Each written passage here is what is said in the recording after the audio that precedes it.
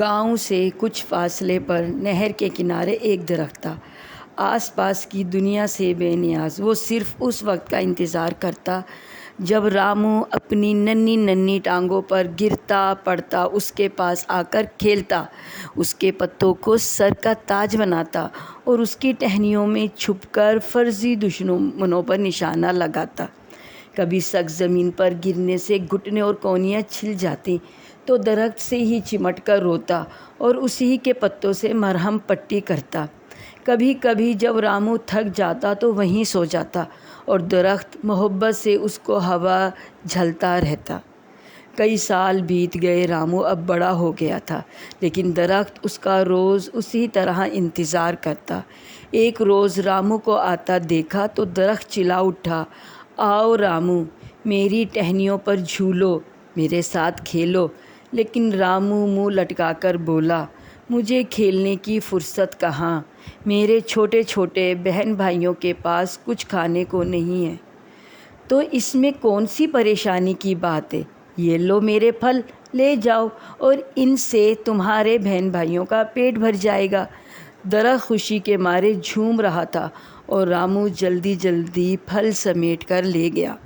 وقت گزرتا رہا لیکن درخت رامو کا انتظار کرتے نہ تھکتا تھا۔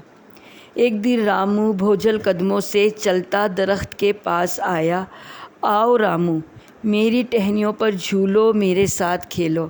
رامو سر جھکا کر بولا، میرے پاس کھیلنے کی فرصت کہاں، مجھے تو بیوی بچوں کے لیے پیسے کمانے ہیں۔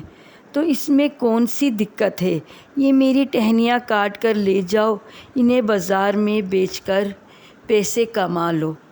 درخت رامو کے اوپر پیار سے جھک گیا اور رامو ٹہنیاں کاٹ کر لے گیا۔ ایک عرصہ ہو گیا، آندھی آئی، طوفان آیا، لیکن درخت ساکت کھڑا رامو کی راہ تکتا رہا۔ اور پھر رامو آ ہی گیا، مگر اداس اور بجھا بجھا سا۔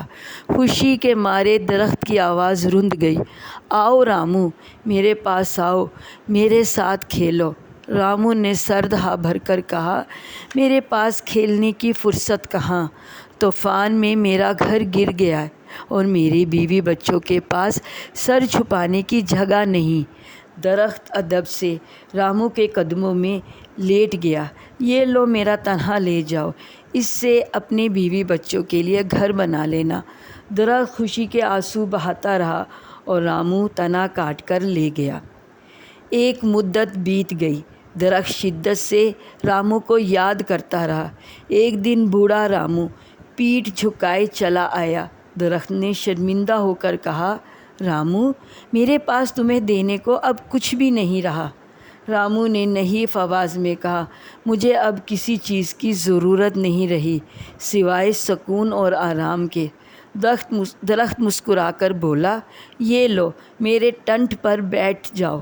درخت نے زمین کو اور مضبوطی سے پکڑ لیا اور رامو نے سکون سے ٹنٹ پر بیٹھ کر آنکھیں بند کر لیں اور رامو کے چہرے پر ایک پرسکون اطمینان تھا۔